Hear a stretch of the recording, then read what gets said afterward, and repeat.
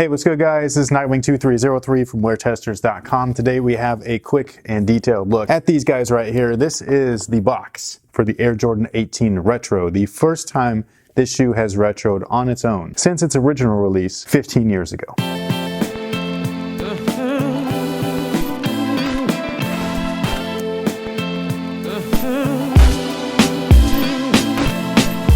Now, something that I normally don't go over anymore because it just takes up a lot of time is the actual box or packaging that the shoes come with. However, these guys, I just feel like they need to be talked about. Now, this is not the original box. The original box is a slide out box. This is just a normal, new style box that just opens from the top, but they made it look like the original box, at least from the color and the top graphic here with the 18 logo. That to me shows that whoever was in charge of this release pays attention to the previous version of the shoe and that they were actually a fan. They were not just an employee of the brand and things like that. At least that's what I get from it. I don't know about you guys, but that's what I get from it. Now, these guys right here is the Air Jordan XVIII. This is, in my opinion, this is one of the best Air Jordans to play in, period. From 1 through, what are we at right now, 32? Oh, speaking of the 32, these and the 32 are actually designed by the same exact designer, which I just think is really cool. I know that a lot of people correlate an Air Jordan with Tinker Hatfield, and that's cool because he designed most of them. Not only did Tinker design most of the Air Jordans, but he designed what most would consider the most iconic Air Jordans. But this guy right here, his name is Tate Kubris. He is a Jordan brand designer.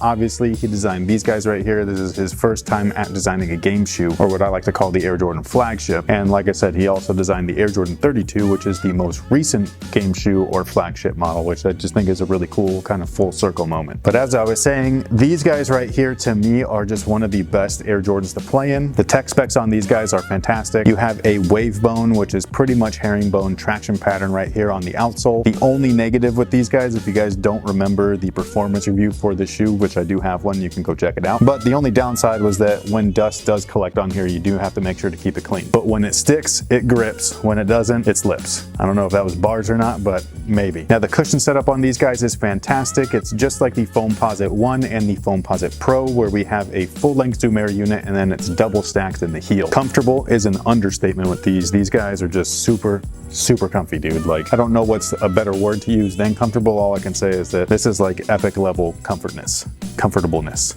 I'm up all over the place. They're just really comfortable, man. That's all I gotta say. Now, something I find very interesting is that the materials on the original shoe was actually very nice, but this is one of the few times when the materials on the retro might be a little bit nicer.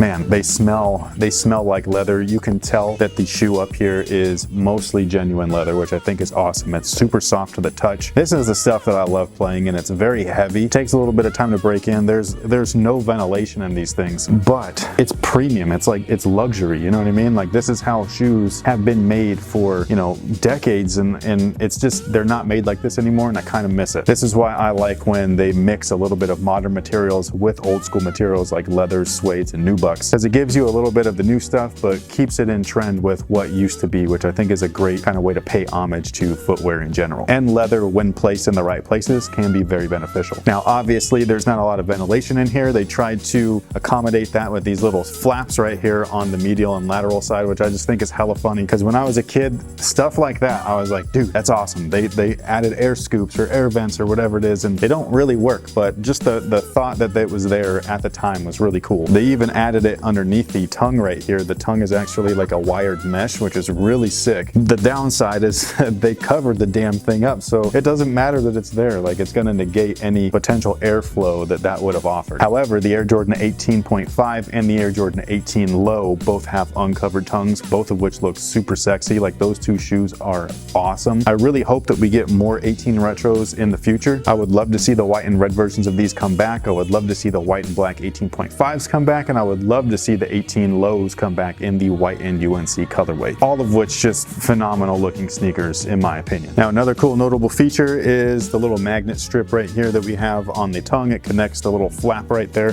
up there. It's not anything crazy. It's not like mind-blowing, but like I said, when I was younger, when I was a kid, that was dope. The shoe's overall design and concept was actually inspired by Formula One racing, as well as the shoes or boots that they wear in the driver's seat. So you have very clean lines. The entire shoe is very minimalistic, just like a driving shoe. The back heel right here is rounded. The rubber comes up just like a tire. We've seen this before with the Air Jordan XIV. It's not the first time that they've referenced cars with an MJ shoe, but I will say that this is probably the cleanest. This shoe is very interesting because of the fact that the profile view right here is just so sleek and clean. I just absolutely love this, but the toe down view is one of the ugliest things I've ever seen. Like, when this is what I see when I see the shoes, like I don't, you know what I mean? Like, bend down and look at the sides of my feet. I can actually just look down straight and this is what I see. So this is kind of what I go off of when I'm looking, and I'm like, oh, look, those are fresh. Because if I'm looking down and I'm happy with what I'm seeing, that's what it is. And I just think it's funny that the toe down view of this shoe is just horrendous, but the profile is just so beautiful. Now, another cool performance feature is the fact that the insole actually has carbon fiber on it. Like, this is a dope feature. I'm really glad that they brought this back with the retro. It was on the countdown pack version as well, and it's on these, and then there's also an additional carbon fiber shank within the shoe, so they are a little bit stiff at first. You definitely got to break these in. If you're wearing the shoe casually, you probably don't care, but if you're going to be playing in them, just know that they're going to start off a little stiff, but they get better with each wear. As far as fit, true to size is the recommendation that I would go with. Unless you have a super narrow foot, then I would go with a half a size down. The toe box on the 16s, 17s, and 18s are squared, so they accommodate wide footers a little bit better than the rest. So if you are a wide footer, you should be able to go true to size without any issues. The retail price on these guys is $225. Definitely an expensive retro. However, I feel like this one in particular actually kind of, I wouldn't say you feel like you've got your money's worth, but at least there's a ton of tech in here. They're super comfortable, premium materials, full length zoom, double stack in the back, carbon fiber shank, carbon fiber insole. I mean, come on guys, that's something to charge $225 for. An Air Jordan 3 with a Nike Air tab on the back,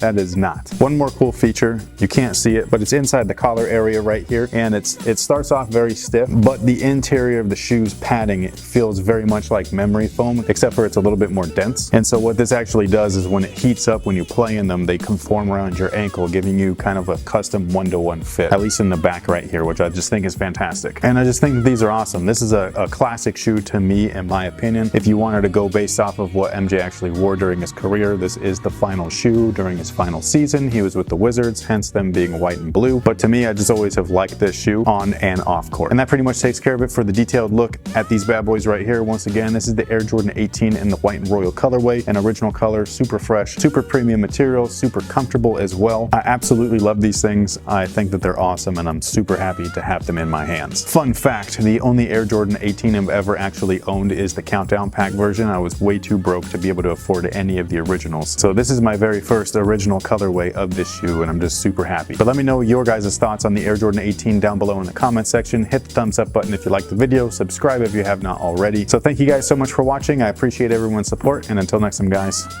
have a good one.